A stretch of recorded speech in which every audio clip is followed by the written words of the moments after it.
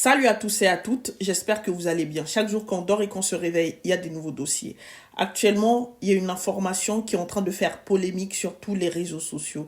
Qu'est-ce qui se passe? Le président de la République, Emmanuel Macron, souhaite que la chanteuse Aya Nakamura interprète les chansons de Edith Piaf lors de l'ouverture des JO.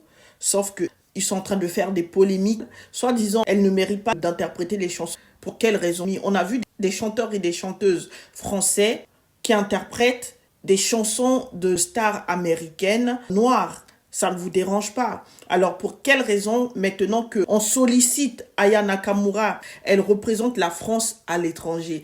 Aya Nakamura, pour moi, c'est la Edith Piaf du 21e siècle. Aya Nakamura représente la France d'aujourd'hui. Tout le monde parle de Aya Nakamura. Je ne vois pas où est le problème. Bref, Olivier Cachin donne son avis. Je vous laisse l'écouter. Si on parle des valeurs actuelles dans la variété française, Aya Nakamura est effectivement l'équivalent de ce qu'était Edith Piaf il y a 60 ans, c'est-à-dire la chanteuse française la plus populaire à l'étranger, en termes de stream, en termes de réputation. Et puis quant aux paroles, je suis désolé, mais alors, effectivement, si on veut élire le prix Goncourt, on peut regarder les textes. Si on parle de musique populaire, de pop musique, on parle de ce qui plaît aux gens, et c'est pas les textes qui sont les plus importants. Déjà, précisons quand même, pour la comparaison avec Aya et NTM, que Aya Nakamura n'est pas une rappeuse, mais une chanteuse. Et la variété française et la chanson, ça a jamais été très très très important, les textes. Il y a l'intention qui compte.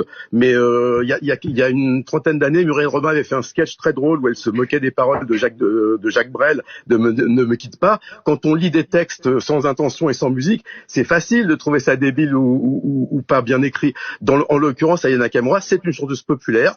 Elle chante dans le vocabulaire d'aujourd'hui, qui n'est visiblement pas celui de Monsieur Tugdual, machin truc, et elle est tout à fait à sa place dans la cérémonie d'ouverture des Jeux Olympiques, puisqu'effectivement, ce qu'il faut, c'est quelqu'un qui est populaire, qui représente. Dire quand, par exemple, Barack Obama est élu, il appelle pas une jeune chanteuse qui débute, il appelle Aretha Franklin pour célébrer ça. Quand on fait les Jeux Olympiques, c'est normal qu'on aille chercher les gens qui représentent la France, et celle qui représente la France à l'international aujourd'hui, c'est Aya Nakamura. Que ça plaise ou non, pour des raisons qui sont musicales ou pour certaines personnes qui, je pense, sont extra-musicales.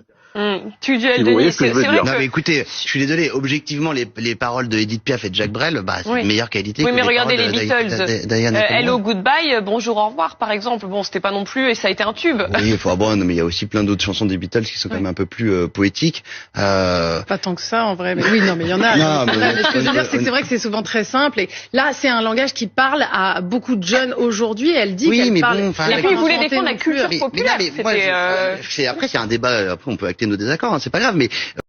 Aya Nakamura, on est avec toi. Moi c'est Indiana Shelley, n'oubliez pas de me suivre sur mes réseaux sociaux, je vous dis à très bientôt.